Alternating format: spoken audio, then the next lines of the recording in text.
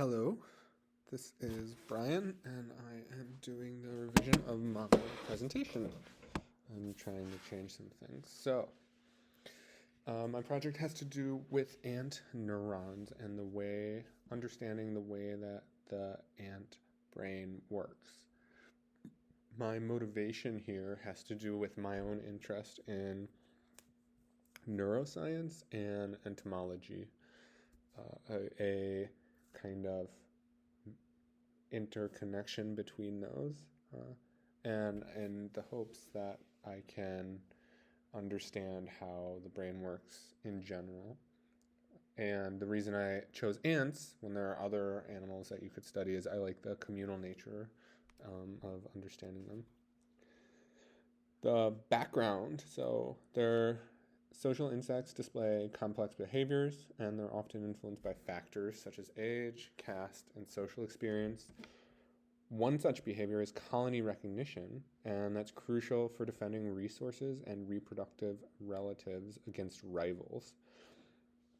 Ants, in particular, have been extensively studied for their ability to discriminate between nestmates and non-nestmates using chemical cues found on their cuticle, called cuticular hydrocarbons, CHCs.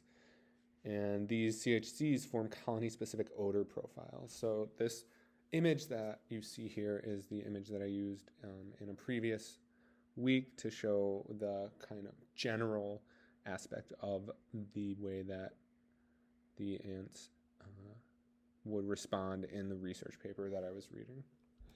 And this is just the outline. So we'll start with ant neurons, talk about the knowledge gap, and go to the goals and future. So ants perceive and process these colony odors through their olfactory systems, and these consist of olfactory receptor neurons, and these are on the antenna, and they can detect odors. There's also the antennal lobe, the primary olfactory neuropile in the brain, where odor information is processed by these ants. And then there's also projection neurons that relay the olfactory information from the antennal lobe to higher integration centers in the brain. A specific type of serotonergic neuron, called a calyx input neuron, has been identified in ants with its axon extending into the calyx of the other areas of the brain, ant brain.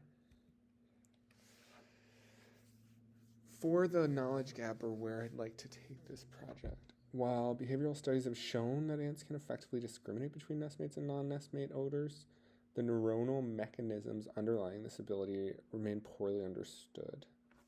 So specifically, how the brain processes and classifies the complex and variable CHC profiles to determine colony membership is unclear.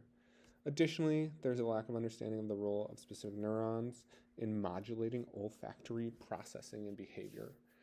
And even further, just understanding the way that the neurons work to create this level of abilities in the ants. It's almost the same way that, at least for me, the way that consciousness is understood in humans. Not to say that the ants are conscious, but there's kind of this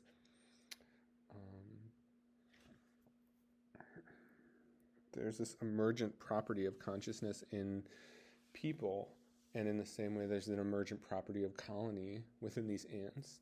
So an emergent property is a property that comes out from more fundamental levels, and it needn't be the same thing as those levels. So like there are atoms and there are tables, but the emergent property is the table from those atoms, and it doesn't mean the table is or isn't real. But I don't want to get into that. That's more of a philosophy issue. So goals and future directions. I want to investigate the neuronal representation of colony odors in the ant brain to understand how they're processed and classified, and to identify the neuronal mechanisms that allow ants to recognize and respond appropriately to different colony odors. The future directions are to conduct further research to elucidate the specific roles of different neuronal parameters, such as spatial and temporal activity patterns, in coding for odors. Also, other senses as well, understanding how those work within the ant neuronal activity. investigate the influence of experience and learning on the neuronal representation of the colonies and the flexibility of the recognition template. And investigate the role of genetics in influencing colony social structure and behavior. So while there are the neurons, there's also the genes and understanding where it comes from and everything. There are just so many different aspects that are really exciting for future research in this area. Thank you for listening to my presentation.